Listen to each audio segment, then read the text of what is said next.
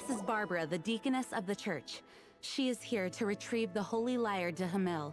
May the Animo Archon protect you. I'm not really in a position to speak compared to our acting Grand Master, but I still want to thank you all on behalf of all of Mondstadt for your assistance. Fortunately, everything was resolved peacefully.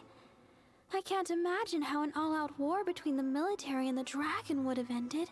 Now the Fatui have no choice but to keep their mouths shut. They must be annoyed that things didn't turn out as planned for them. This time, they even lost their best excuse to pressure the Knights of Favonius. Diplomatically speaking, they gained nothing, and on the contrary, simply proved just how vexatious they can be. Sounds like quite the story. So, did you bring the holy lyre with you? We cannot ask you to keep defending the lyre forever.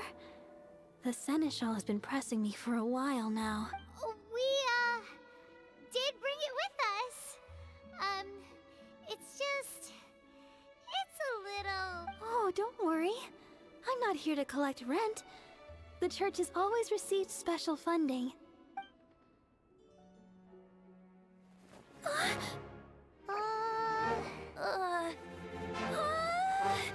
Holy Lyre! Lord Barbados! Even if I atone for these sins for the rest of my life, it would still not be enough! Oh, give it here.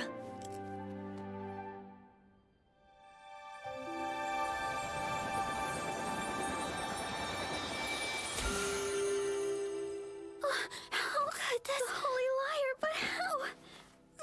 Huh? Let Paimon see! No. I don't know how you managed to fix it, but you'll never touch the lyre again! We, really should get going.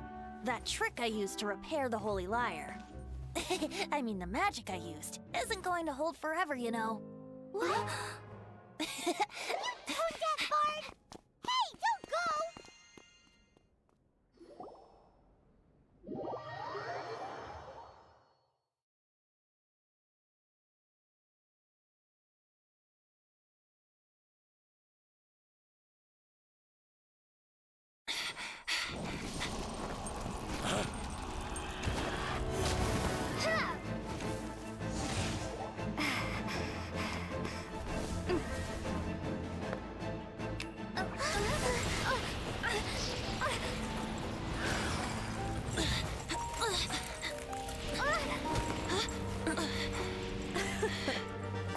At last, Mondstadt's rodent ruler in the flesh.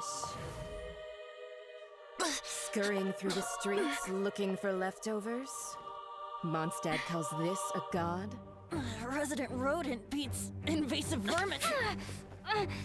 Don't you dare speak back to me, insolent bard. Absentee Archon of Mondstadt.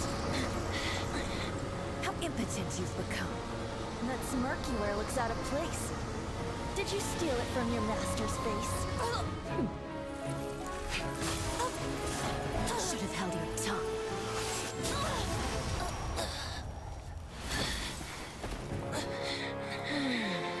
So, this is a gnosis. Wouldn't be caught dead wearing this ugly thing in public. Beauty is a waste when the beholder has no taste.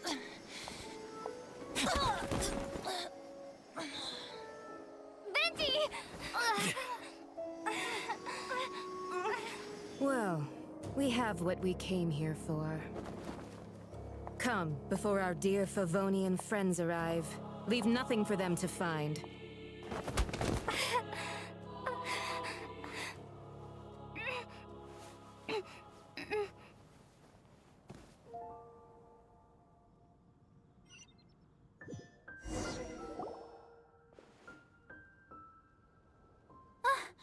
Honorary Knight, you're awake!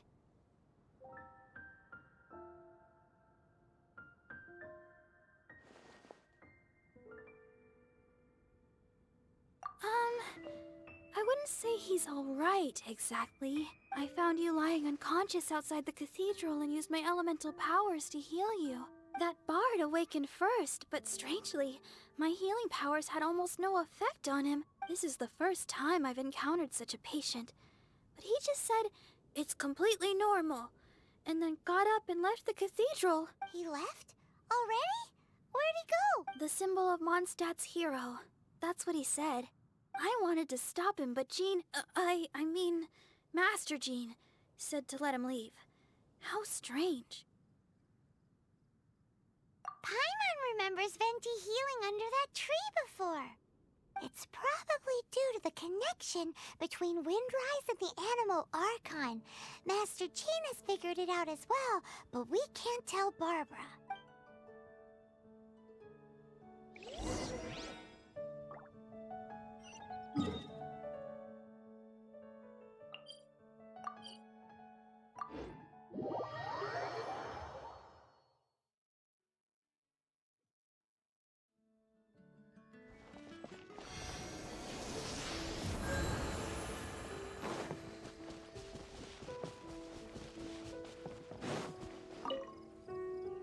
The wind amongst the branches is good. I love the way it smells. I said the exact same thing last time. Why do I only say these things when I'm down on my luck? So you noticed. This isn't something I'm meant to discuss with ordinary people. But I suppose I can let you in on the secret. As you know, visions are external magical foci that only a small minority of people possess. They use these visions to channel elemental power. In truth, every wielder of a vision is one who can attain godhood and ascend to Celestia. We call such people allogenes. Allogenes? Paimon's never heard of them before. That's because this is a secret that only Archons are privy to. We don't need primitive tools like visions. Instead, each Archon has an internal magical focus that resonates directly with Celestia itself, known as a gnosis. It's just a glowing glass ball I carry around to avoid suspicion. So who was that nasty woman who sent Paimon flying and stole your gnosis? Her name is Signora, number 8 of the Harbingers. She and the rest of the Harbingers have been given godlike executive authority by the Tsaritsa of Snezhnaya, and with it, strength surpassing that of other mortals. The Tsaritsa of Snezhnaya? Isn't that... Indeed. She is one of the 7, the Tsaritsa who reigns from her winter palace, and the one person that the Fatui Harbingers all answer to. The 7 don't always get along well, but still. I never thought that she would plot to steal another Archon's gnosis. How should I put this? 500 years ago, I knew her well. But I can't say the same is true now. You see, a certain catastrophe happened 500 years ago, and after that, she cut off all ties with me. But we can save discussion of the Cryo Archon and the Fatui for another day. If you seek the rest of the 7, many difficulties lie ahead of you still. You should head for Mondstadt's neighboring nation of Liyue. The Geo-Archon who reigns there, unlike me, administrates his entire region personally. He only descends once every year to give his divine predictions, which set the direction for Liyue for the rest of that year. Even so, it sounds like he works much harder than a certain someone. In any case, this year's Rite of Descension is soon to begin. If you miss it, you'll just have to wait another year. What? Oh, why didn't you tell us before? Well, then bye! We're going! One moment, Windborn Outlander. Just use it gratefully. Or, better yet, treat me to a glass of dandelion wine. Traveler, as you set off on your journey once again, you must remember that the journey itself has meaning. The birds of Tevat, the songs in the cities, the Tsaritsa, her Fatui and the monsters, they are all part of your journey. The destination is not everything. So before you reach the end, keep your eyes open.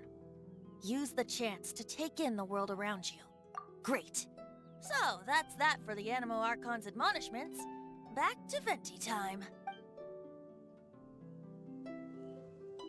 If you want to chat, now's the time. A bard stays not always in a single climb.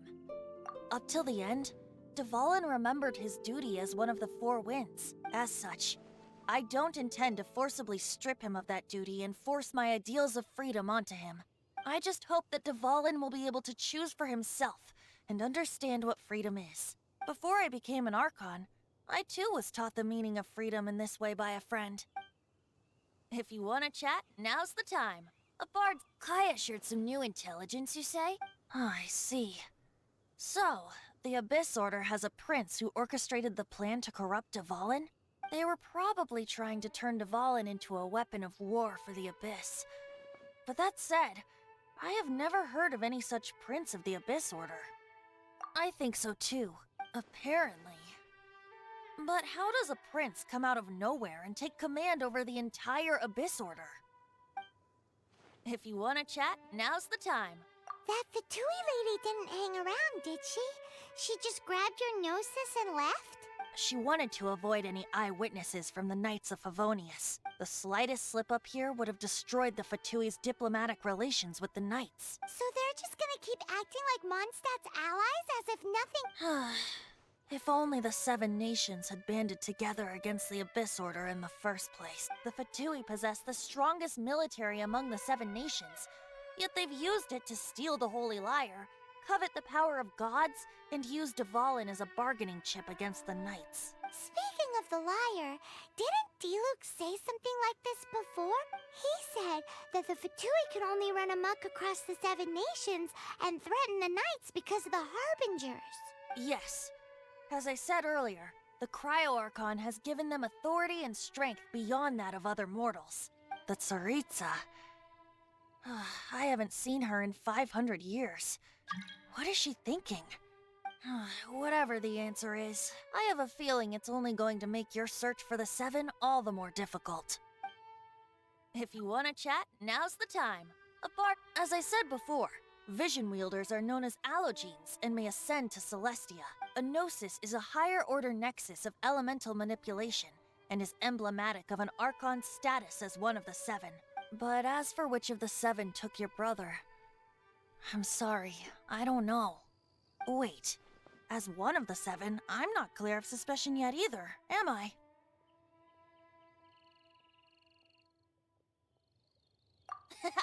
We're a great team indeed. Say, once you find your brother, how would you like to become one of the new Four Winds? You don't seem too into it. Hey, Tone Deaf Bard! If being one of the Four Winds means free food, you can consider Paimon. If you want to chat, now's the time. A bard's... Well then, best be off to Liyue. If the dissension ritual you failed to tally, then another year you must dally.